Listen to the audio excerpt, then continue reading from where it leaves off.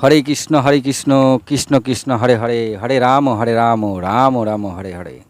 হরে কৃষ্ণ, বলো জয় রাধে রাধে রাধে। আজকে আমি আপনাদের কাছে একটা করুণ কাহিনী শোনাবো। আমাদের শাস্ত্রে আছে।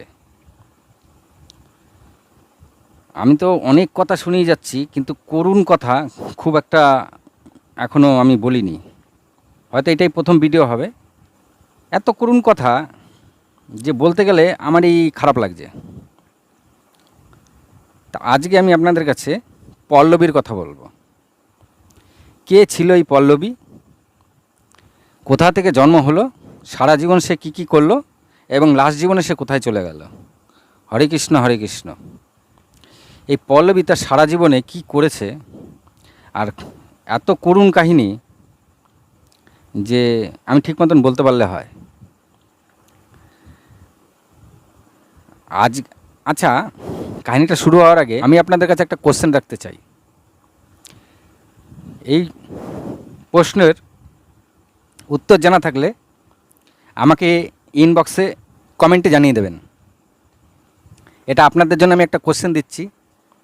মা বোনেরা দাদারা যারা আমার এই ভিডিও দেখছেন, তাদের জন্য এই কোশ্চেনটা। পৃথিবীর মধ্যে কোথায় গেলে সবচেয়ে আরামদায়ক বিছানা আপনি পাবেন? হরে কৃষ্ণ। এই প্রশ্নের উত্তরটা আপনারা আমাকে কমেন্ট বক্সে দিয়ে দেবেন। প্রশ্নটা হচ্ছে, পৃথিবীর কোথায় গেলে সবচেয়ে আরামদায়ক বিছানা আপনি পাবেন, যার ওপরে কোনো আরাম হয় না, মানে এতটাই আরামদায়ক বিছানা। তা চলুন কথায় ঢুকি। পল্লবী, চলুন পল্লবীর কথায় ঢুকি। শ্রীকৃষ্ণ হৃদয়ে গান্ধারী, মাতা কুন্তী আর দ্রৌপদী,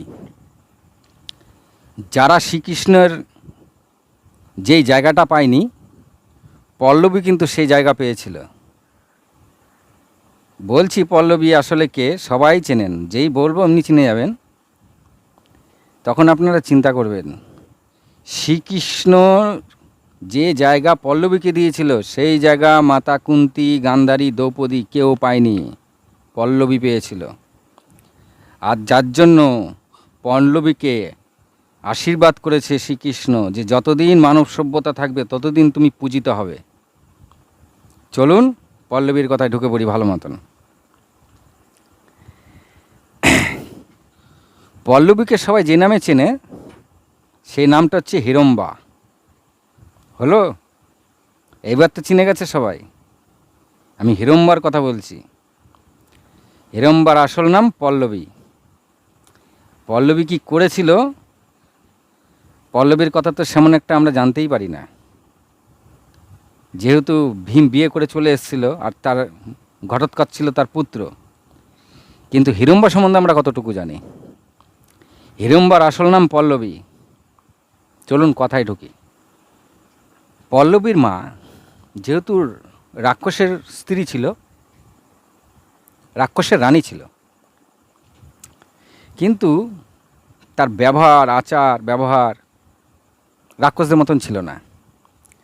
তিনি চাইতেন সবার উপকার করতে। তিনি অনেকবার মানুষদের উপকার করতে এসেছেন। আর তার মন ছিল খুবই নরম, আর কি রাক্ষসদের মতন ছিল না। রাক্ষসরা তো কাঁচা মাংস, মানুষের মাংস পেলেও খেত, কিন্তু পল্লবীর মা, হিড়ম্বার মাতা কিন্তু এসব খেত না। আর তিনি এত নরম মনের মানুষ, এত পরোপকারী ছিল, যার জন্য তার স্বামী মানে রাজাও হিড়ম্বার মাতাকে দেখতে পারতো না ঠিক করে। হিড়ম্বার মাতা অনেক সময় মানুষ সেখানে আসতো, মানুষরা যেখানে বসবাস করে সেখানে এসে তাদেরকে উপকার করতে চাইতো, কিন্তু মানুষরা তাকে দেখেই ভয় পেত। আর হিড়ম্বার মাতা এটাই চাইছিল যে তারা যেন ভয় না পায়, তারা যেন রাক্ষসদের উপরে যে চিন্তাধারা রাখে সেটা যেন তাদের পরিবর্তন হয়। মেন ছিল তার এটাই, যে রাক্ষসদের তারা যেন ঘৃণা না করে।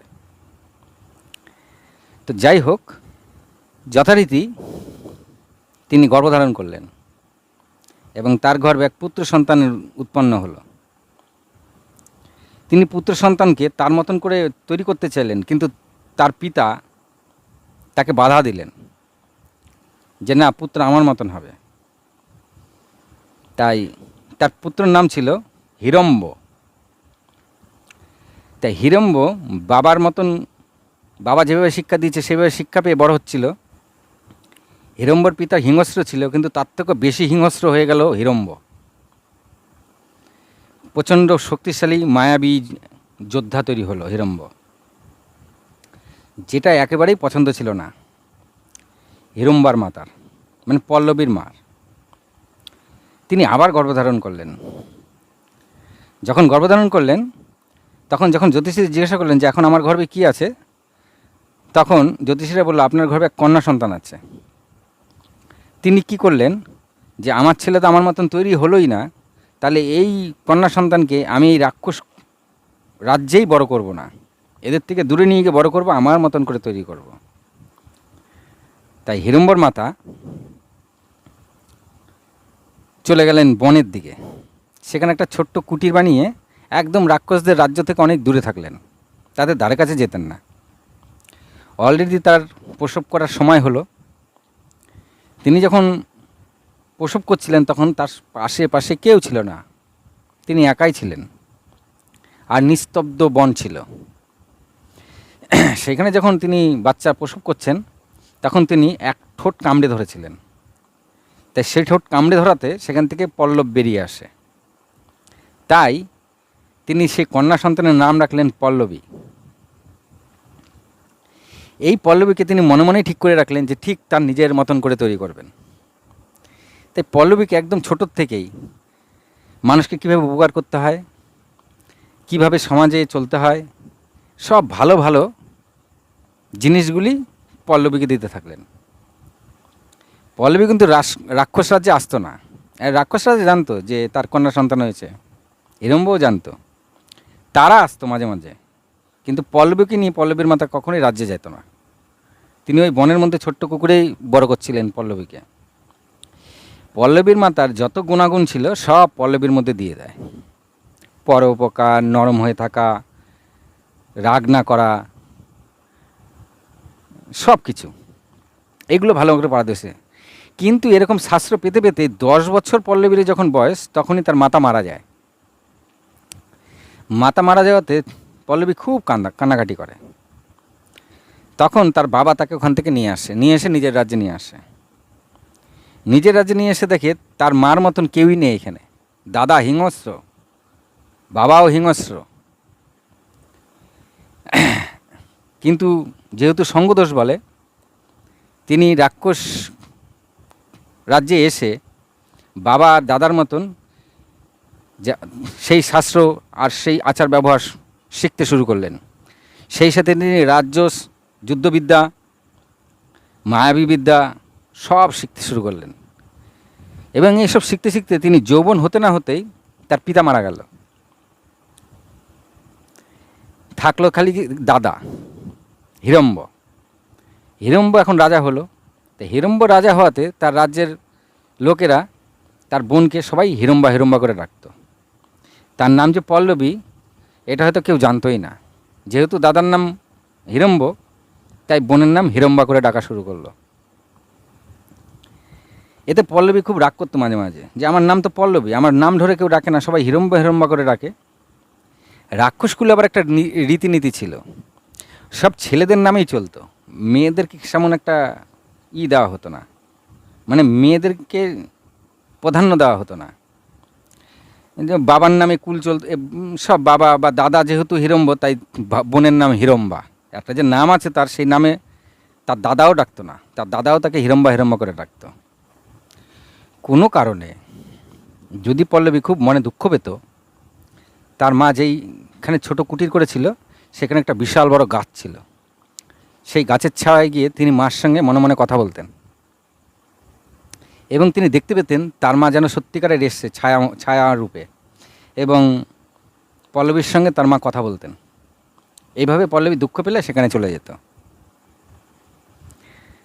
তো একদিন হিড়ম্ব বোনকে ডেকে বলল যে বহুদিন মানুষের মাংস খাই না, আজকে আমাদের এই বনের দিকে 5জন পুরুষ আর একজন বুড়ি মহিলা এদিকে এসছে, তুই গিয়ে ওদেরকে ছলে বলে কৌশলে মায়া টায়া করে আমার রাজ্যে নিয়ে আয়, আমি ওদের মাংস খাবো। তা পল্লবী এসব পছন্দ করতো না। তো পল্লবী বলল, তোমার মাংস খাওয়ার ইচ্ছা হয় তুমি কি নিয়ে এসে ধরে নিয়ে এসে খাও, আমাকে বলছো কেন? এতে রাগ করে পল্লবী দূরে চিন্তা করলো যে দাদার এই হিংস্রতা আমার একদম ভালো লাগে না। মনে মনে খুব দুঃখ পেলেন। দুঃখ পেয়ে আর দুঃখ পেলেই তিনি তার ওই মার ওই কুটিরে চলে যান, ওই গাছের ছায়ায়। তা দুঃখ পেয়ে যখন তিনি ওই ছাওয়ার দিকে আসছেন, তিনি দূর থেকেই দেখতে পান তিনি যে গাছের তলায় বসে মার সঙ্গে কথা বলেন, সেখানে একজন বুড়ি মাতা আর 4জন পুরুষ শুয়ে আছে, আর একজন হাট্টাগোট্টা গদা হাতে কেউ যেন পাহারা দিচ্ছে তাদেরকে। তা বুঝতেই পাচ্ছেন আমি কার কথা বলছি। তা যথারীতি দূর থেকে হুঙ্কার দিতে থাকলো পল্লবী, বললো কে ওখানে শুয়ে আছে, সরো ওখান থেকে, ওটা আমার জায়গা, ঠিক আছে? আর ভীম দেখলো এরকম চিৎকার চেঁচামেচি করলে মাতার ঘুম ভেঙে যাবে। ভীম দৌড়ে এসে পল্লবীর একটা হাত ঝাপ করে ধরেছে, ধরে বলছে এখানে চিল্লাচিল্লি করছে কেন, আমার মা ঘুম ভেঙে যাবে। আর পল্লবীকে ওইভাবে হাত ধরেছে, আর পল্লবী ভীমের চেহারা দেখেই পল্লবীর হয়ে গেছে, এত সুন্দর চেহারা। তা পল্লবী এক দৃষ্টে ভীমের দিকেই তাকিয়ে আছে। ভীম দেখলো যে এ আমার দিকে এইভাবে তাকিয়ে আছে কেন। ভীম লজ্জা পেয়ে ভীমও হাত ছেড়ে দিয়েছে, ছেড়ে দিয়ে বলছে যে তুমি এইভাবে চিৎকার করছো কেন, আমার মাতা শুয়ে আছে ওখানে, মাথা উঠে পড়বে। তখন পল্লবী বলছে ওটা আমার জায়গা, ওইখানে আমি আমার মার সঙ্গে কথা বলি, আপনারা কেন ওই জায়গাটা শুয়ে আছেন, আপনারা ওই জায়গা থেকে সরে যান, ওখানে ওখানে আমি গিয়ে এখন আমি বসবো। ভীম বলছে তা হবে না, ওইখানে বন কারো নিজের একার হয় না, বন সবার, আমরা এখানে ভালো ছায়া পেয়েছি তাই আমরা এখানে আস্তানা নিয়েছি। তা তুমি এই বনের মধ্যে কি করছো? তখন পল্লবী বলে যে আমার দাদার নাম হিড়ম্ব আর আমি হচ্ছে হিড়ম্বা। ও ভীম বলে ও তাই, তোমার দাদা হিড়ম্ব? তা ভীম হিড়ম্বকে চিনত, বলে ঠিক আছে কোনো ব্যাপার নেই, ওই হিড়ম্ব আসুক আর যেই আসুক, আমার কাছে আসলেই সব সোজা করে দেব। তখন পল্লবী বলছে অত সহজ না, আমার দাদা যথেষ্ট শক্তিশালী আর তার সঙ্গে মায়াবী জানে। তা ভীম বলছে আমার কি শক্তি দেখেছে তোমার দাদা, আমার শক্তি দেখলে তুমি আশ্চর্য হয়ে যাবে। এবার পল্লবীর আমি একটু বিবরণ দিয়ে দিই আপনাদের। আমরা যারা সমাজে যারা রাক্ষস মানে যেটা মনে করি সেটা হচ্ছে বড় বড় দাঁত, মাথায় শিং, বড় বড় চুল, হাতে বড় বড় নখ, কিন্তু না, অ্যাকচুয়ালি রাক্ষস মানেই তাই না। রাক্ষস কিন্তু মানুষের মতনই দেখতে, দৈত্য দানব রাক্ষস সব মানুষের মতন দেখতে। তাহলে এরকম নাম হলো কি করে? স্বভাবে, চরিত্রে, মানে স্বভাবে রাক্ষস বলা হতো, স্বভাবে কাউকে দানব বলা হতো, আবার তার স্বভাবেই কাউকে রাক্ষস বলা হতো। আবার ওই স্বভাব কারো স্বভাবে মানুষ বলা হতো, আরও কারো স্বভাব এমন তাকে দেবতা বলা হতো। সবই কিন্তু মানুষের মতন ছিল, কিন্তু স্বভাব অনুসারে তাদেরকে বিভিন্ন নাম দেওয়া হলো, কেউ রাক্ষস, কেউ দৈত্য, কেউ দানব, কেউ মানুষ, কেউ দেবতা। কিন্তু তাই বলে এই নয় যে আমরা যেটা মনে করি যে রাক্ষস মানে বড় বড় দাঁত, বড় বড় চুল, যেটা দেখিয়েছে আর কি টিভিতে দেখায়, আমার কাছে শুনে নিন, রাক্ষস মানেই ওটা না। ওটা আমাদের মাথায় ওইভাবে দেখিয়ে আমাদের মাথায় ওইভাবে আঁকিয়ে দিয়েছে যে রাক্ষস মানে এরকম হবে, অসুর মানে এরকম হবে, দৈত্য মানে এরকম হবে, আদতেও তাই না। সব মানুষের মতনই দেখতে, স্বভাব তাদের দৈত্য দানব অসুর আর রাক্ষসের মতন। এর জন্যই আমাদের অনেক অনেক জায়গায় আমরা শাস্ত্রে যখন পড়ি, অনেক অনেক জায়গায় আমাদের একটু অন্যরকম মনে হয়। অ্যাকচুয়ালি না, সব মানুষের মতন দেখতে। বর্তমানেও রাক্ষস অসুর দৈত্য দানব সব আছে, সব মানুষের মতন দেখতে। তার স্বভাবটা হচ্ছে রাক্ষসের মতন, কারো স্বভাব দানবের মতন। আর পল্লবী অপরূপ সুন্দর ছিল। শাস্ত্রে যেটা বলা আছে, অপ্সরাও হার মানত পল্লবীর সুন্দরতার কাছে, এত সুন্দর ছিল পল্লবী। আর আমাদের যেটা দেখানো হয়েছে সেটা হচ্ছে পল্লবী মায়া করে নিজেকে সুন্দর তৈরি করেছে, আদতেও তাই না। পল্লবী রাক্ষসের মতন বড় বড় দাঁত, বড় বড় চুলের, অ্যাকচুয়ালি হিড়ম্ব এরকম দেখতে, আর মায়া বলে তিনি নিজেকে সুন্দর করেছে, আদতেও তাই না। ওরকম বড় বড় দাঁত আর বড় বড় চুল কখনোই পল্লবীর ছিল না, আর তিনি মায়া বলেও সুন্দরী হননি। অ্যাকচুয়ালি দেখতে পল্লবী অপ্সরাদের মতন সুন্দর ছিল। স্বভাবে কাউকে রাক্ষস বলা হতো। কেউ যদি এখন কাঁচা মাংস খায় আপনার সামনেই, এখনও যদি খায় কেউ কাঁচা মাংস আপনার সামনে, আপনি তাকে কি বলবেন? ও রাক্ষস, কাঁচা মাংস খাচ্ছে। ব্যাপারটা ঠিক এরকমই। এইখানে আমি আপনাদের আরেকটা জিনিস বলতে চাই, খুব ভালো লাগবে, খুব ভালো তথ্য। রাক্ষস শব্দটা আসলো কোথা থেকে, এটা আমি একটু ভাঙিয়ে দিই আপনাদের কাছে। এই যে রাক্ষস বলি আমরা, রাক্ষস শব্দটা অ্যাকচুয়ালি এসছে কোথা থেকে? সৃষ্টির প্রারম্ভে যখন মানুষ কেউ জন্ম নেয়নি, কেউ না, তখন আমাদের ব্রহ্মা সর্বপ্রথম জল সৃষ্টি করেছিল। জল সৃষ্টি করার পরেই তিনি বললেন এই জল থেকেই সব কিছু উৎপন্ন হবে।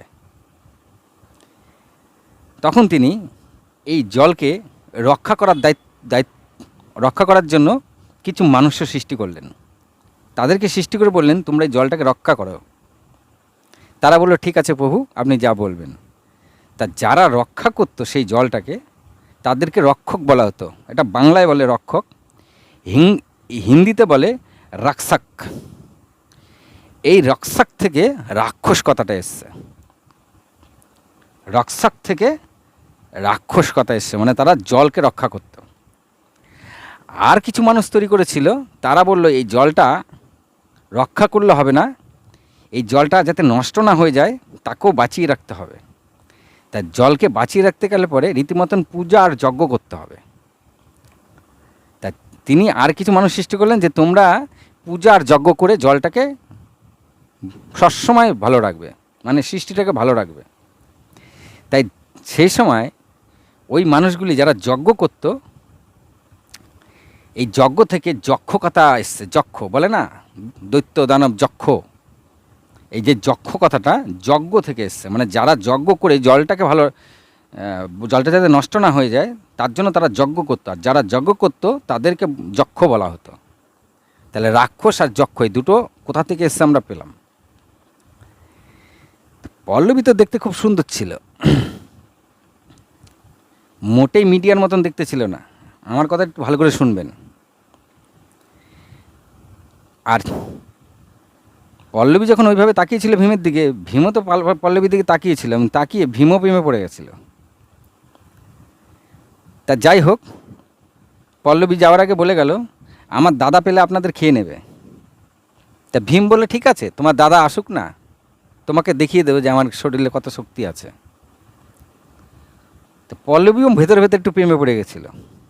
পল্লবী যথারীতি পরের দিনকে আবার একটু সাজুগুজু করে এসছে। সাজুগুজু করে আসাতে একেবারে অপরূপ সুন্দর লাগছে তাকে দেখতে। ভীম দূর থেকেই পল্লবীকে দেখে চিনতে পেরে গেছে। তা ভীম একটু এগিয়ে গেছে, এগিয়ে গিয়ে পল্লবী বলছে কই তোমার দাদা তো আসলো না আজকে, তোমার দাদাকে পাঠিয়ে দিও, দেখিয়ে দেবো আমার শরীরে কত শক্তি। তা পল্লবী বলছে আজকেও তুমি আমার সেই ছাওয়ার মধ্যে তোমরা শুয়ে আছো, ওইখানে আমি বসি বললাম যে। আসলে পল্লবীর সেটা ছিল ছুতা। পল্লবী অ্যাকচুয়ালি ভীমের সঙ্গে দেখা করতে এসেছিল, যে তারা এখন ওইখানে আছে কি না। আগের দিন তার একটু প্রেম এসেছিল, এবার দেখে ভীম ওইখানেই আছে। এইবার ভীম আর পল্লবী দুজনের মধ্যে এই কথা ও কথা নানান কথা শুরু হয়ে গেল। ভীমের ভালো লেগে গেল অলরেডি পল্লবীকে। ভীম বলেই দিল বলে আমি তোমাকে মিথ্যা কথা বলতে পারবো না, কারণ আমি আমার ভেতরে কোনো কিছু চাপিয়ে রাখি না। পল্লবীকে বলল যে তোমার প্রতি আমার প্রেম এসে গেছে, কিন্তু আমি তোমাকে বিবাহ করতে পারবো না, কারণ তুমি রাক্ষস কুলে আর আমি ক্ষত্রিয় কুলে। আর তাই তোমাকে আমার বিবাহ করার অনুমতি আমার মাতা কখনো দেবে না, আর আমি আমার মাতাকে বলতেও পারবো না এসব কথা। পল্লবী বলল আমিও তোমার প্রেমে পড়ে গেছি, আমিও মিথ্যা কথা বলতে পারবো না, কিন্তু আমি তোমার মাতার সঙ্গে কথা বলতে পারবো বিবাহের ব্যাপারে, কিন্তু আমার দাদার সঙ্গে আমি কথা বলতে পারবো না, কারণ আমার দাদা তোমার সঙ্গে কখনোই বিবাহ দেবে না। তোমাদের খাওয়ার জন্য আমার দাদা রেডি হয়ে রয়েছে। তা পল্লবী তখন বলল দাদা হয়তো কালকে আপনাদেরকে খেতে আসতে পারে, দাদার মায়াবী শক্তির কাছে সামনে আপনি পারবেন না। আমি দাদা যখন মায়াবী শক্তি দিয়ে আপনার সঙ্গে লড়াই করবে, দাদার মায়াবী বিদ্যা আমি কাটিয়ে দেবো, আপনি শক্তিতে আমার দাদার সঙ্গে পারবেন তো? ভীম বলল হ্যাঁ, তোমার দাদা মায়াবী দিক আর শক্তিতেই দিক, সব দুমড়ে মুচড়ে এক জায়গায় করে দেবো। ভীমের কথাবার্তা একটু অন্যরকম। তো পল্লবী এতে হাসলো, ঠিক আছে কালকেই দেখা যাবে। যথারীতি কিন্তু দুজন দুজনের প্রেমে পড়ে গেছে। পরের দিন সত্যিই হিড়ম্ব আক্রমণ করলো 5 ভাইকে সৈন্য সামন্ত নিয়ে। যখন সৈন্য সামন্ত তখনকার দিনে একটা ব্যাপার আছে, কেউ যদি একা কাউকে চুনতি দেয় তাহলে মান সম্মানের খাতির ওই একা লড়তে হয়। তা ভীমকে যখন মারতে এসছে তখন ভীম হিড়ম্বকে বলেছে তোমার শরীরে কত শক্তি আছে, তুমি একা আমার সঙ্গে লড়ে দেখাও। সৈন্য সামন্ত কেন নিয়ে এসছো? তার মানে কি তোমার শরীরে শক্তি নেই, তুমি সৈন্য সামন্ত নিয়ে আমার সঙ্গে লড়বে? এতে হিড়ম্ব একটুখানি চোট পেল ভেতরে, তাই তো কে আমি তোমার সঙ্গে একাই লড়ে তোমাকে হারিয়ে দেবো, হিড়ম্ব বলল। তো হিড়ম্বর সঙ্গে যথারীতি ভীমের যুদ্ধ শুরু হয়ে গেল, গদা যুদ্ধ, হাতে যুদ্ধ, গদা যুদ্ধ শুরু হলো। ভীষণ ধরে যুদ্ধ চলছে। যখন হিড়ম্ব দেখছে আর পাচ্ছে না, তখন মায়াবী বিদ্যা শুরু করেছে। আর সেই মায়াবী বিদ্যায় ভীম তখন পাচ্ছিল না। তখন পল্লবী মানে হিড়ম্বা ওই মায়াটাকে কাটিয়ে দিয়েছে। আর দেখুন ভীমের শক্তির কাছে কি আর কেউ পারে? যেই মায়াবী বিদ্যা কাটিয়ে দিয়েছে ভীমের শক্তি, ভীমের কাছে উদুম পাদুম এমন মায়ের মেরেছে যে হিড়ম্ব ওইখানেই মারা গেছে। হিড়ম্ব এত অত্যাচারী ছিল যে তার রাজ্যের প্রজারাও তার উপরে অতিষ্ঠ ছিল। তাই হিড়ম্ব মরে যাওয়াতে তারা যেন স্বস্তির নিঃশ্বাস পেলে ভীমের জয়গান করা শুরু করলো, মানে ভীমকে তারা রাজা করতে চায়। তাই ভীমকে সবাই মিলে প্রস্তাব দিল যে আপনি আমাদের রাজা হন। তাই ভীম বলল তা হয় না, কারণ আমি ক্ষত্রিয় কুলে, আমি রাক্ষস কুলের রাজা কখনোই হতে পারি না, তোমরা রাজা অন্য কাউকে বানিয়ে নাও। তখন পল্লবী বলল যে কেন তুমি রাজা হতে পারবে না? তোমার সঙ্গে তো আমার প্রেম আছে, তুমি আমাকে বিবাহ করো। তা ভীম বলল না, তা হয় না। তা পল্লবী নিজেই গেল কুন্তির কাছে, কুন্তি মাতাকে গিয়ে বলল যে ভীমের সঙ্গে আমার প্রেম হয়ে গেছে, আমি ভীমকে বিবাহ করতে চাই এবং ভীমও আমার সঙ্গে প্রেম করে, আপনি জিজ্ঞাসা করতে পারেন, আমরা দুজন দুজনকে বিবাহ করতে চাই। তখন কুন্তি মাতা বলল আমি অনুমতি দিয়ে দিতে পারি ভীমের সঙ্গে তোমার বিবাহের, কিন্তু তোমাকে কখনো কুলবতী করতে পারবো না, কারণ আমার ছেলেরা পরবর্তীকালে যখন রাজ্য শাসন করবে, তখন যখন প্রজারা জানবে যে এক রাক্ষস আমার বউ, তখন প্রজাদের মনের মধ্যে খারাপ ভাব সৃষ্টি হবে। তা তুমি কি কুলবধূর যদি স্বীকৃতি না দিই, তুমি কি তাও আমার বধূ হবে? পল্লবী তখন বলল আচ্ছা মাতা, ক্ষত্রিয় কি অনেকগুলি বিবাহ করে না? না, সে অনেকগুলি বিবাহ করবে। এতে কুন্তি আর কিছু বলে না। তখন পল্লবী সোজা চলে গেল ভীমকে পল্লবী এতটাই প্রেম করেছিল যে ভীমকে ছাড়া তিনি আর কিছু দেখতেই পাচ্ছিলেন না সেই সময়। তো ভীমকে গিয়ে পল্লবী বলল যে তাহলে কি তুমি আমাকে বিবাহ করবে না? ভীম তখন বলল আমি তোমাকে বিবাহ করতে পারি, কিন্তু তোমার গর্ভে যখন সন্তান আসবে, সন্তান উৎপন্ন হবে, তখন কিন্তু আমরা চলে যাব, আমি কিন্তু এখানে থাকবো না, আর ওই সন্তানকে নয় তুমি এখানকার রাজা করে দিও। তা পল্লবীর মনে এতটাই প্রেম ছিল, সে তাতেই রাজি হয়ে গেল। তবুও সে ভীমকে বিবাহ করতে চায়। পল্লবীর সঙ্গে অলরেডি ভীমের বিবাহ হয়ে গেল, খুব ধুমধাম করে বিবাহ হলো। একটা বছর দেখতে দেখতে কেটে গেল, মানে এত গাঢ় প্রেম, সুখের টাইম তাড়াতাড়ি চলে। পল্লবীর জীবনেও হলো তাই। 1 বছর যে কোথা দিয়ে চলে গেল তিনি নিজেও জানেন না। তিনি গর্ভবতী হলেন এবং এক সন্তান উৎপন্ন করলেন। আর সেই সন্তান মাথাটা ছিল ঘটির মতন, আর একটাও চুল ছিল না। তা চুলকে কচ বলা হয়। তা যেহেতু ঘটির মতন তার মাথা ছিল আর চুল ছিল না, তাই তার নাম রাখা হলো ঘটোৎকচ। ঘটোৎকচ জন্মানোর পরেই রাক্ষস স্কুলে কিছু সিস্টেম ছিল যে বাচ্চা জন্মানোর পরে, মানে এর একটা পূর্ব গল্প আছে, সেটা আমি একদিন করে দেব। রাক্ষস কুলে পুত্র সন্তান জন্মানোর পরে ফটাফট বড় হয়ে যেত। মানে একটা কুল ছিল এরকম, মহাদেবের আশীর্বাদে ছিল সেখানে, কারণ রাক্ষসরা জন্মানোর পরে মরে যাচ্ছিল। তার একটা গল্প আছে, আমি দেবো আপনাদের। তখন মহাদেব বলে যে এই বাচ্চারা যেখানে সেখানে ফেলে দিচ্ছে আর কি, মানে রাক্ষসরা বিয়ে করে যেখানে সেখানে ছেলে বাচ্চাদের ফেলে দিচ্ছে আর বাচ্চাগুলি মরে যাচ্ছে। তাই মহাদেব আশীর্বাদ দিয়েছিলেন যে এই বাচ্চা জন্মানোর পরে এরা বড় হয়ে যাবে, যাতে না মরে, সে যেন করে খেতে পারে। তো ঘটোৎকচ জন্মানোর পরেই ফটাফট বড় হয়ে গেছিল। তখন ভীম তাকে খুব আদর যত্ন করলো, আর পল্লবীকে বললো আমার যাওয়ার সময় হয়ে গেছে, এখন আমি চলে যাব। পল্লবী মনে মনে বুঝলো যে এই বিরহ লম্বা হতে চলেছে। তখন তিনি ভীমকে বলল, পল্লবী, যে মাঝে মধ্যে সময় পেলে এসো। আর কিছু বললেন না। তা যথারীতি পঞ্চপাণ্ডব সেখান থেকে চলে গেল। পল্লবী একা হয়ে গেল। পল্লবী তার সন্তানকে বড় করতে শুরু করলেন। আর মাঝে মাঝে ভাবেন হয়তো ভীম আসবে, হয়তো ভীম আসবে। এভাবে তার পুত্র সন্তান বড় হওয়া শুরু করলো। পল্লবী রোজই ভাবেন যে হয়তো ভীম একবার আসবে, কিন্তু ভীম আসে না। এমন করে বহুকাল কেটে গেল। ভীমদের বিবাহ হলো দ্রৌপদীর সঙ্গে। সব খোঁজখবর রাখতেন পল্লবী, সব খোঁজখবর। দ্রৌপদীর বস্ত্রহরণ হলো, সেটাও জানতেন। জেনে আবার পঞ্চপাণ্ডবের ওপর রাগ করলেন। আবার ভীমের প্রেম যে এখন দ্রৌপদীর ওপর পড়েছে, তাতে আবার তিনি ভীমের ওপর রাগ করলেন যে ভীম তো আমাকে প্রেম করতো, এখন সে দ্রৌপদীকে প্রেম করে। আবার নিজেকে মনকে বোঝান দিতেন। আর একবার ভাবতেন হয়তো এবার আসবে। অলরেডি ঘটোৎকচ বড় হয়ে গেছে, একদম যৌবনপ্রাপ্ত হয়ে গেছে ঘটোৎকচ, কিন্তু ভীম আসেনি তখনও পর্যন্ত। একবার বনবাসে হিমালয় পার হবে পঞ্চপাণ্ডবরা, ভীম তখন ঘটোৎকচকে স্মরণ করলো। ঘটোৎকচ তখন মার কাছে এসে বললেন যে পিতা আমাকে স্মরণ করেছে, যেতে হবে।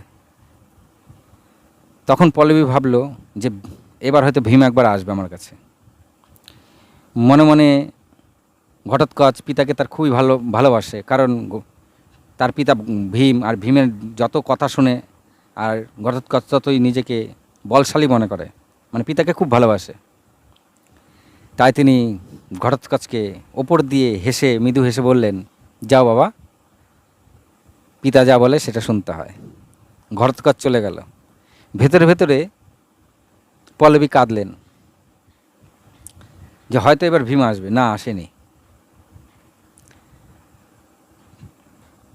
আরও অনেক কাল কেটে গেল। ঘটোৎকচের বিবাহ হলো, আর স্ত্রীর নাম অহিলাবতী। ঘটোৎকচের 3 পুত্র হলো, তাদের নাম বারবারিক, অঞ্জনপর্বা আর মেঘবর্ণ। তারাও বড় হয়ে গেল। পল্লবী ভাবে হয়তো ভীম এবার আসবে, হয়তো ভীম এবার আসবে। ভীম আর আসে না। শুরু হলো মহাভারতের যুদ্ধ। তখন পল্লবী ভাবলেন হয়তো এবার ভীম আসবে। ভীম কিন্তু আর আসে না। যুদ্ধে ঘটোৎকচকে প্রয়োজন হলো। ভীম স্মরণ করলেন ঘটোৎকচকে। ঘটোৎকচ আবার মাতার কাছে এসে বললেন, মাতা, পিতা আমাকে স্মরণ করেছে, আমি যুদ্ধে যাব। তখন পল্লবী ভাবল হয়তো এবার ভীম একবার আসবে আমার কাছে। না, ভীম কিন্তু আসেনি। ঘটোৎকচ তার নিজের বড় ছেলে অঞ্জন পর্বকে নিয়ে যুদ্ধ করতে। সেখানে ঘটোৎকচ আর অঞ্জন পর্বা ঘোরতর যুদ্ধ করলো, খুব যুদ্ধ করলো। সেই যুদ্ধে ঘটোৎকচ কর্ণর হাতে মারা গেল, আর অঞ্জন পর্বা অশ্বত্থামার হাতে মারা গেল। যখন এই মৃত্যুর খবর পল্লবী শুনতে পেল,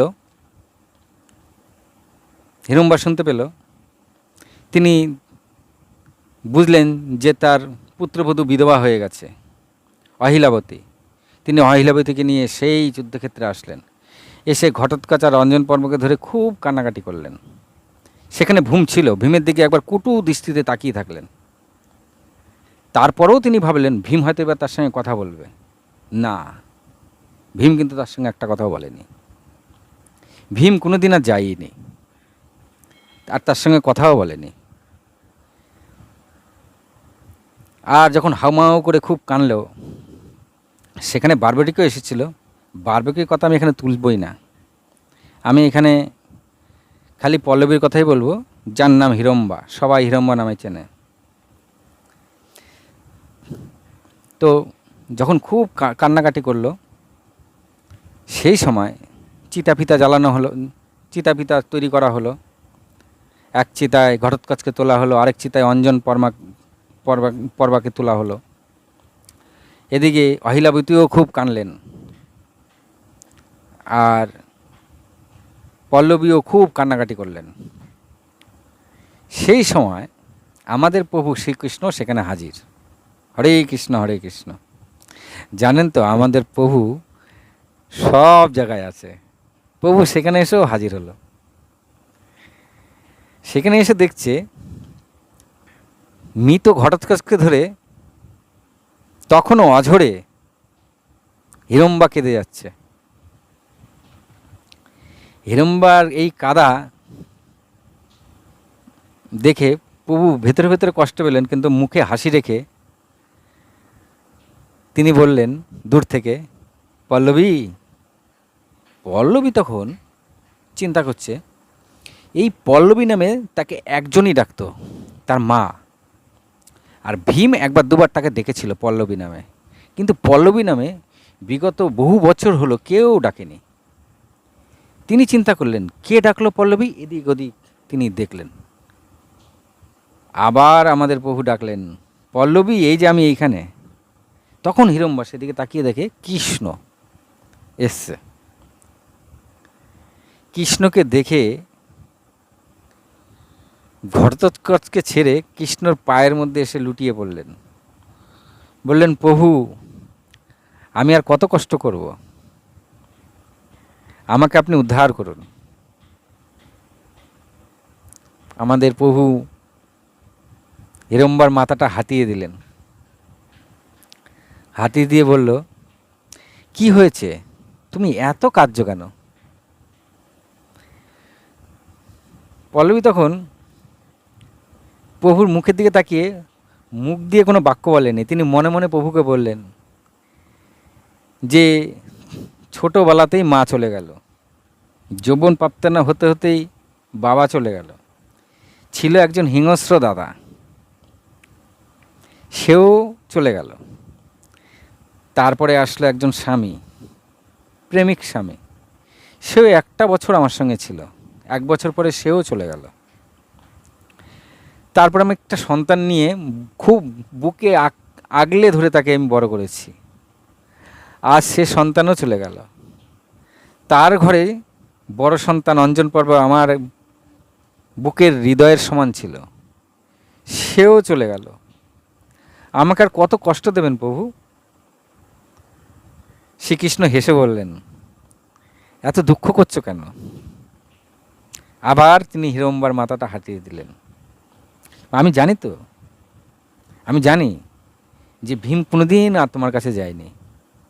তুমি অনেকবার ভেবেছো ভীমের কথা, প্রত্যেকটা দিন ভেবেছো ভীমের কথা।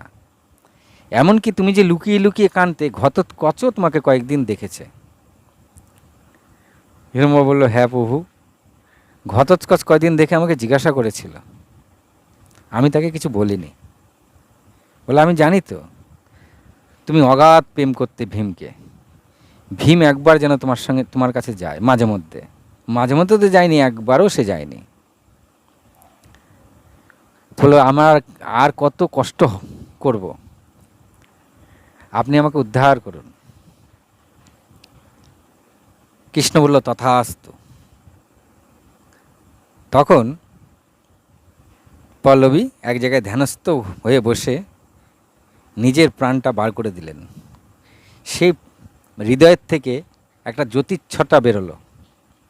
সেই জ্যোতিচ্ছটা শ্রীকৃষ্ণর শরীরের মধ্যে মিলিয়ে গেল। শ্রীকৃষ্ণ তাকে আশীর্বাদ করলেন, যতদিন মানবকুল থাকবে ততদিন তোমাকে মানবটা পুজো করবে। তাই হিড়ম্বাকে এখনও পুজো করা হয়। আমি সঠিক জায়গাটা বলতে পারবো না, যত সময় হরিয়ানার দিকে হিড়ম্ব মন্দির আছে, সেখানে হিড়ম্বাকে পূজা করা হয়। এই হিড়ম্বার ভালো নাম পল্লবী, সেটা একমাত্র প্রভু জানত যে হিড়ম্বার নাম পল্লবী। আর হিড়ম্বা লাস্ট প্রভুর সঙ্গে গিয়ে মিলিয়ে গেছিল, যা গান্ধারী, মাতা কুন্তী আর দ্রৌপদী মিলাতে পারেনি। হিড়ম্বা কিন্তু প্রভুর শরীরের মধ্যে মিলিয়ে গেছিল। আচ্ছা, ভীম কেন সারা জীবন যায়নি? ভীম হচ্ছে একেতেই তার রাজনীতিতে পেঁচিয়েছিল, তাদের এখানকার নানান সমস্যা ছিল। আর 2 নম্বর হচ্ছে হিড়ম্বাকে যেহেতু বিয়ে করেছে, হিড়ম্বা ছিল রাক্ষস কুলে। তাই এই রাক্ষস কুলের যদি গৃহবধূর সঙ্গে তিনি দেখা করতে যান বা ওনাকে যদি তিনি রাজ্যেও নিয়ে আসেন, সব কিছুতেই প্রজাদের ওপর এফেক্টেড হবে। এই কারণে তিনি হিড়ম্বার সঙ্গে কখনো দেখা করেননি। যেমন আমাদের প্রভু রাম প্রজাদের জন্য সীতামাতাকে বনবাস দিয়েছিল, ঠিক তেমনি প্রজাদের জন্য ভীম হিড়ম্বার সাথে কখনো দেখা করতে যায়নি। এখানে বলে রাখি, ভীম কিন্তু হিড়ম্বার জন্য অনেক মাঝে মাঝে হিড়ম্বার কথা চিন্তা করত, তার মন যেতে চাইতো, কিন্তু সমাজের দিকে তাকিয়ে তিনি হিড়ম্বার কাছে কখনো যাননি। তিনি জানতেন এতে হিড়ম্বা তাকে খুব বাজে ভাবতো, তাকে ভীম ভাবতো যে ভাবুক সে, কিন্তু প্রজাদের দিকে তাকিয়ে তিনি কখনোই হিড়ম্বার কাছে যাননি। আর হিড়ম্বা 1 বছরের প্রেমের পরে আর কখনোই সে ভীমের প্রেম পাননি। এখানে আরেকটা কথা বলে রাখি, রাক্ষসকুলের একটা সিস্টেম ছিল, একটা রাক্ষস একের অধিক বিয়ে করতে পারত, মানে সে যতগুলি খুশি বিয়ে করতে পারত।